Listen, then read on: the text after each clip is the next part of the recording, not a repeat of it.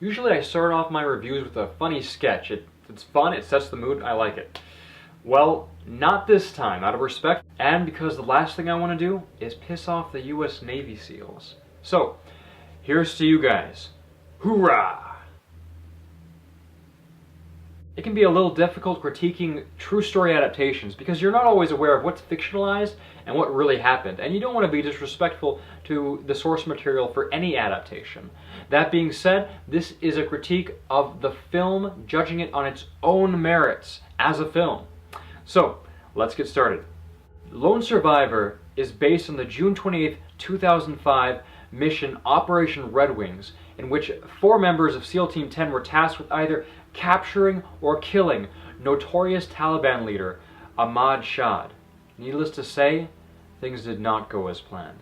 At first glance, Peter Berg's Lone Survivor might seem like a fairly transparent piece of pro-America propaganda. But beyond the trappings of red, white, and blue lies a story with truths that transcend patriotism and culture, because the strength of this film and the themes that permeate the narrative are timeless and universal. It's all pretty straightforward, but what it attempts it executes with aplomb and care. We immediately feel for the 4 men played by Taylor Kitsch, Emile Hirsch, Mark Wahlberg, and Ben Foster, once again proving why he is one of Hollywood's most underappreciated actors. He completely steals the show. But all men offer earnest and passionate portrayals. Even if the direction in the film feels a little ham-fisted in some scenes, and the humor, especially in the first act, largely falls flat. Berg aptly invests us in these men by succinctly showing us what makes them human. Taylor Kitsch, Lieutenant Michael Murphy, he's arguing, he's fighting over whether or not he should buy an Arabian stallion as his fiance's wedding present. Mark Wahlberg is asking him to hook him up with the redheaded bridesmaid that's going to be at the wedding. Ben Foster's Matt Axelson wakes up to his wife's IMs to him in the morning while they're in Afghanistan. And Hirsch, he's an artist, and he's debating over what tiling to get for his wife's new pad back home. These are real people with real problems, and we can't help but care about them, even if our gut tells us not to get too attached. That being said, what is on visual display is absolutely brutal.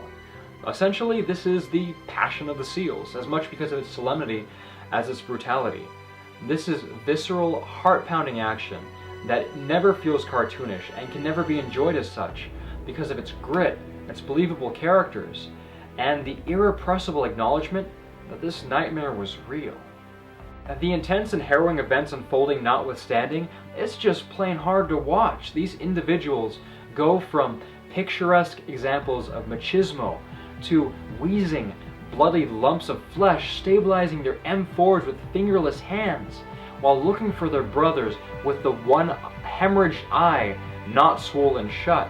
Seriously, how many skull fractures can the human body sustain? By the 3rd cliff jump, I just couldn't watch anymore. Granted, you should see the other guys. This movie has an insane body count. One minor gripe, the film does briefly devolve into typical Hollywood fare in the final act. 2 minor subplots in the final stretch feel like hollow attempts at an ersatz triumph for the audience before the credits roll. It's unnecessary, it undermines the themes that are already on display, and it pulled me out of the immersion for that last bit.